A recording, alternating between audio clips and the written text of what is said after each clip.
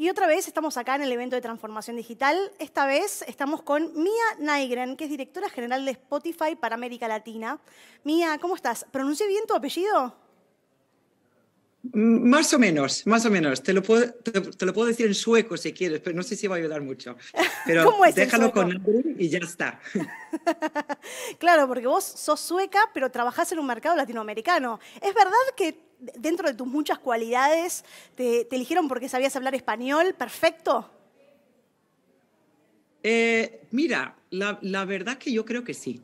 A mí me preguntan siempre, oye, ¿qué es lo que debería hacer una persona joven hoy en día para tener éxito?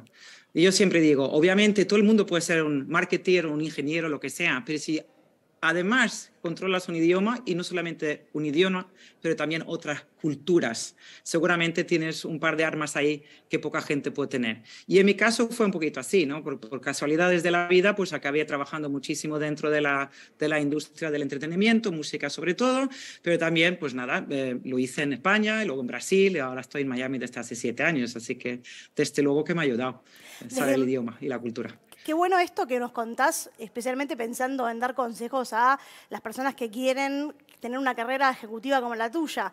Me preguntaba un poco cómo es trabajar en una empresa regional con base en Miami.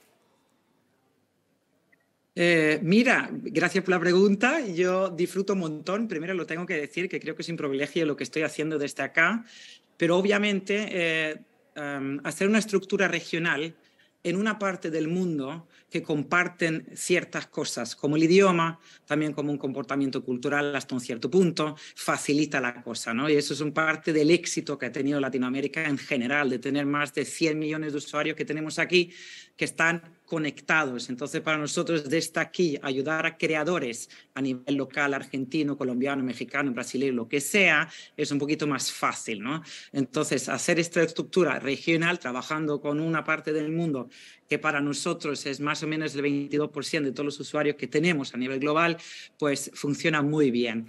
Y es una maravilla, la verdad. Yo no podía estar más contenta, y desde Miami, obviamente, pues aquí hay muchísima gente que trabaja lo que es la región, no solamente el mercado que está aquí en la Florida. Bien, y en términos de lo que representa Latinoamérica para el negocio, vos recién dabas algunas estadísticas, decías que eran 100 millones. Contanos un poco más sobre cuánto representa sobre el negocio y por qué es importante para Spotify el mercado latinoamericano. Nosotros estamos ya llegando a casi 10 años, ¿no?, de operaciones en Latinoamérica. Arrancamos en México en el año 2013, Argentina lo lanzamos también en el año 13, pero en septiembre por ahí, el resto de Latinoamérica para diciembre, y Brasil el año después. Entonces ya son casi 10 años de trayectoria que hemos tenido aquí en esta parte del mundo. Yo creo que entramos en un timing perfecto porque ya conocíamos lo que había pasado en los países donde ya se había lanzado la plataforma. Acuérdate que Spotify fue la primera respuesta viable, legal, en una industria en profunda crisis. Entonces, cuando nosotros llegamos aquí, la industria, creadores, etcétera, estaban con los brazos abiertos porque sabían lo que se había logrado en otras partes, en Europa sobre todo, pero también en Estados Unidos. Entonces, el timing para nosotros fue tremendamente importante.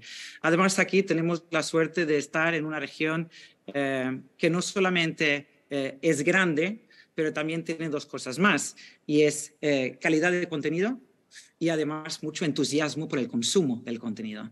Entonces, si juntas esto, pues tenemos un volumen aquí importante que también pues da camino a creadores desde cualquier parte de Latinoamérica al escenario global de Spotify. Entonces, creo que con eso se entiende la Te, importancia. te quería hacer una pregunta especialmente sobre lo que dijiste recién, que la industria musical en algún punto, bien al principio, veía con cierto recelo, no te digo que se oponía, pero veía con cierto recelo un modelo de negocio como el de Spotify.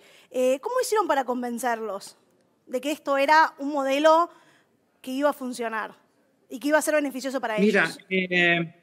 esto es algo que nuestro CEO dice a menudo, ¿no? que tardamos más o menos 3 años en conseguir esas licencias. Y la estrategia desde el principio, acuérdate que venimos de un país, esto nace en un país donde había un partido político que se llamaba el Partido de Pirata, que tenía que ver con el consumo de contenido en una forma de streaming, pero ilegal.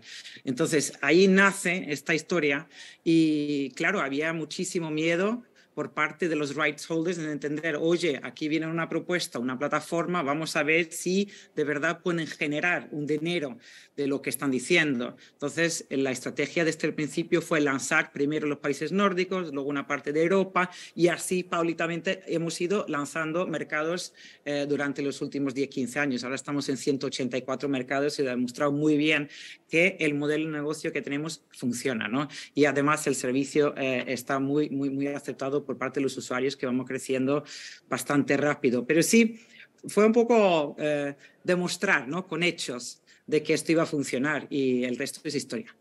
Un poco me interesa que cuentes para la audiencia, que seguramente muchos de ellos son usuarios de Spotify, ¿cuál es ese modelo de negocio del que hablas?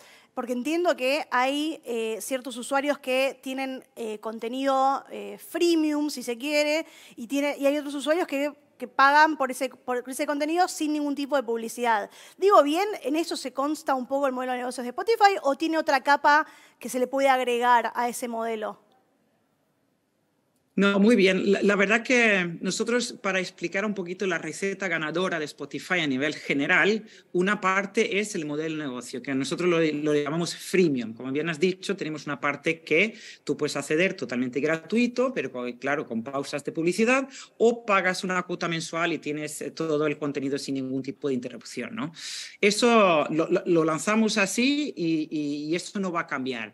Lo que sí que vemos es la posibilidad ahora con los avances tecnológicos y como la empresa también ha evolucionado en los últimos años, nosotros vamos añadiendo otros verticales de contenido. Estamos con música, que bien se sabe, estamos con podcast, estamos con audiolibros, etcétera, etcétera. Y allí estamos muy abiertos a ver diferentes modelos de negocio. Pero la receta ganadora, como decía, el principal es el freemium. Pero luego hay otras dos cosas que quiero mencionar que creo que es muy importante que se entienda, que también forma parte del éxito, y es algo que nosotros llamamos ubiquity. Es decir, nosotros queremos que los usuarios puedan acceder a Spotify desde cualquier tipo de dispositivo.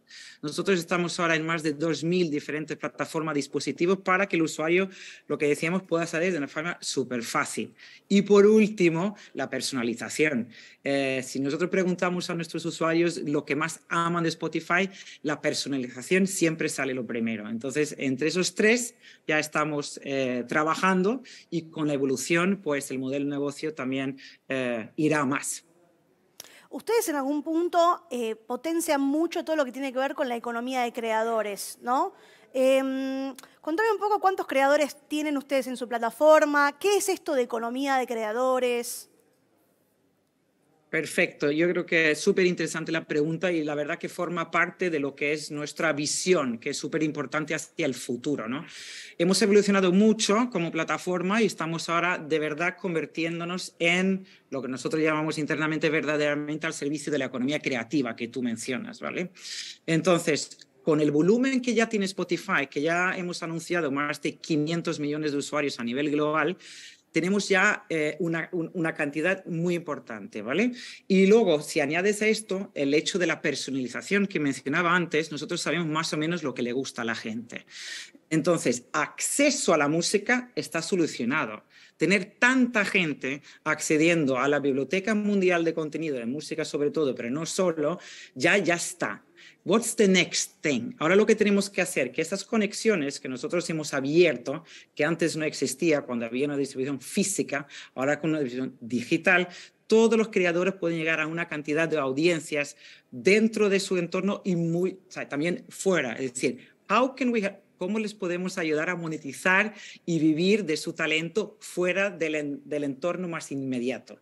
Entonces, para nosotros, facilitar y dar la oportunidad de los creadores de dar contenido exclusiva o merchandising o añadirles tickets para sus shows, todo este tipo de cosas que el creador conecta con su fan, ahí es donde está el futuro nuestro más que otra cosa. Bien, justo una de las preguntas finales tenía que ver con cuál era el futuro que proyectás para Spotify. En realidad, antes quiero hacerte una pregunta sobre Spotify y los podcasts. ¿Es verdad que 30% de los usuarios escuchan podcast dentro de la plataforma de Spotify? Esto es absolutamente cierto. Yo creo que es súper interesante ver en términos, en la plataforma nuestra, pero si miramos la cantidad de usuarios en Latinoamérica, obviamente Argentina inclusive, que tienen acceso a Internet y escuchan podcast, estamos llegando por encima del 30%. Eso quiere decir que el formato se ha convertido en algo mainstream. Ya no es un formato que algunos escuchaban, que no se conocían, etc. Ya la mayoría de la gente sabe lo que es un podcast y lo ha metido en su hábito de consumo normal. Y eso estamos ahora a nivel Norteamérica, Europa también están en esas cifras. Entonces, Latinoamérica está allí, ¿no? En la misma liga, por decirlo, a la hora de entender el formato y la madurez del formato. Así que sí, es verdad. Y digo, en términos de podcast, ¿vos notás mucha creatividad en Latinoamérica o comparado con otras regiones quizás estamos todavía un poquito más atrás en términos de consumo y en términos de creación de podcast?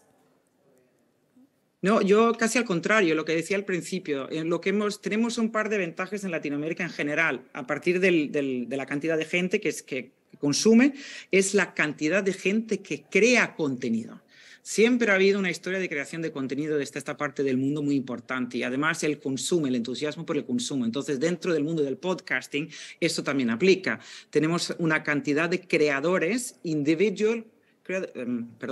creadores individuales igual que shows originales. Estamos con las dos cosas, pero la verdad que es una maravilla ver la cantidad de creadores que hay y muy innovadores, muy atentos, muy a la primera, muy activos. Vemos una cantidad de contenido que sale de Latinoamérica que suele estar por encima de lo que es la media global, así que cierto es. Hay mucho contenido que se está creando aquí. Y han tenido mucha suerte o mucho éxito, mejor dicho, con los Spotify Originals.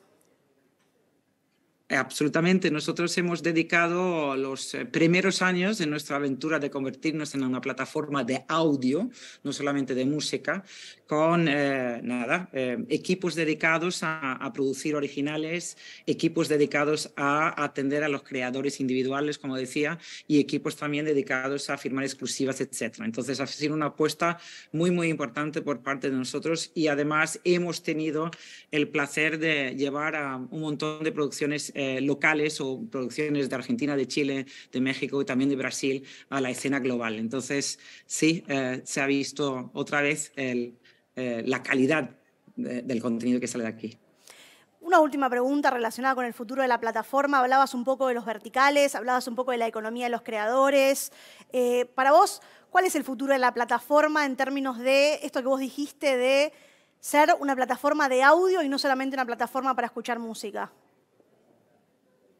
Sí, yo creo que estamos en una posición bastante distinta, privilegiada. Yo le llamo pole position aquí en Latinoamérica porque tenemos, pues eso, la cantidad de usuarios, tenemos unos creadores que están súper activos y además nosotros vamos añadiendo verticales de negocio con una apertura a la hora de montar ese modelo de negocio. ¿Qué quiere decir esto? Nosotros hemos añadido podcast, que ya lo hemos hablado, nosotros hemos añadido audiolibros, que ya también lo hemos tocado un poquito por aquí, y vamos a añadir otro tipo de verticales también.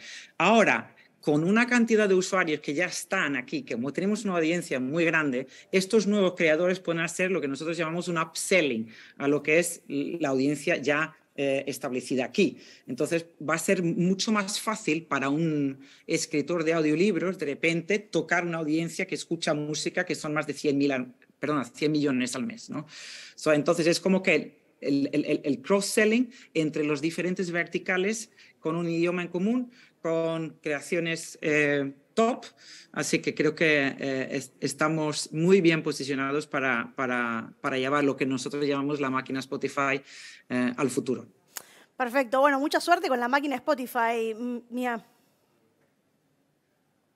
Muchísimas gracias también por la entrevista, me ha encantado y muchos saludos a todos.